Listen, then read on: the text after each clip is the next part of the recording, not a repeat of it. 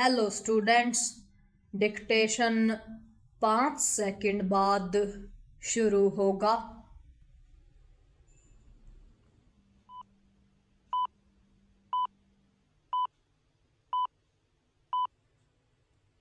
Start. Bangladesh में एक और हिंदू की हत्या से यही स्पष्ट हो रहा है कि वहां चुन चुनकर हिंदुओं को निशाना बनाया जा रहा है। हिंदुओं की हत्याओं का सिलसिला कायम रहने के बाद भी वहां की अंतरिम सरकार न्यूनतम गंभीरता का परिचय देने से इनकार कर रही है।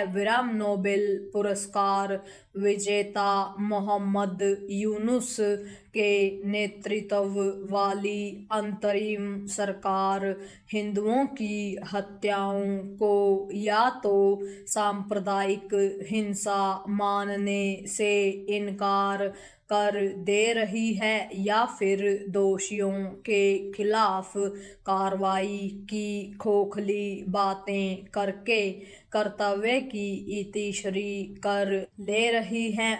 वह कुछ घटनाओं को आपसी रंजिश या दुर्घटना भी बता दे रही है।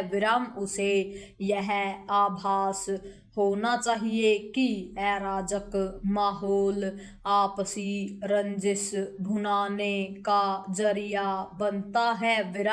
इसकी भी अनदेखी नहीं की जानी चाहिए कि हिंदुओं की हत्याओं के मामले तो सामने आ जाते हैं, लेकिन उनके घर जलाने, जमीन कब्जाने और महिलाओं से छेड़छाड़ करने की घटनाएं दबी ही रह जाती हैं। बांग्लादेश में हिंदुओं के खिलाफ माहौल कितना विषाक्त हो गया है, इससे समझा जा सकता है कि वहाँ हिंदू अधिकारियों, कर्मचारियों को लांछित किया जा रहा है और हिंदू नेताओं को चुनाव में भाग लेने से रोकने की कोशिश की जा रही है।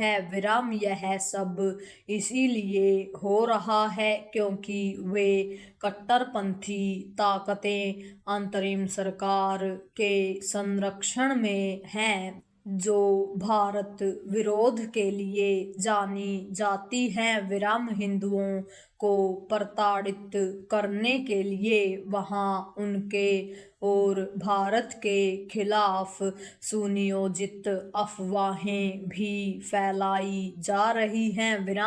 यह एक अफवाह ही थी कि छात्र नेता उस्मान हादी को गोली मारने वाला भारत भाग गया है। बांग्लादेश सरकार ने सब कुछ जानते हुए भी इस झूठ पर लगाम लगाने की कोशिश नहीं की। उसकी पोल तब खुली जब उस्मान हादी के हत्यारोपित के दुबई में होने की सूचना आई। पैरा बांग्लादेश सरकार यह अच्छी तरह जान रही है कि हिंदुओं को लगातार निशाना बनाए जाने से भारत में लोग उद्वेलित हो रहे हैं, लेकिन वह हालात सामान्य करने के लिए कोई कदम उठाने के बजाय संबंधों को बिगाड़ने वाले काम कर रही है। पिछले दिनों जब IPL की टीम KKR ने उसके क्रिकेटर मुस्तफिजुर रहमान को टीम में न रखने का फैसला किया तो बांग्लादेश ने यह समझने की ज़रूरत नहीं समझी कि आईपीएल में उसकी मौजूदगी स्टेडियमों में माहौल बिगाड़ने का ही जरिया बनती। केकेआर के फैसले के बाद बांग्लादेश क्रिकेट बोर्ड ने T20 विश्व कप के लिए अपनी टीम भारत भेजने से मना तो किया ही, आईपीएल प्रसारण पर भी रोक लगा दी। इसे कुल मिलाकर बात बिगाड़ने वाला रवैया ही कहा जाएगा। उसके ऐसे रवैये के कारण ही उन तत्वों का दुस्साहस बेलगाम है जो हिंदुओं को निशाना बनाने के साथ भारत के खिलाफ आग उगलने में लगे हुए हैं।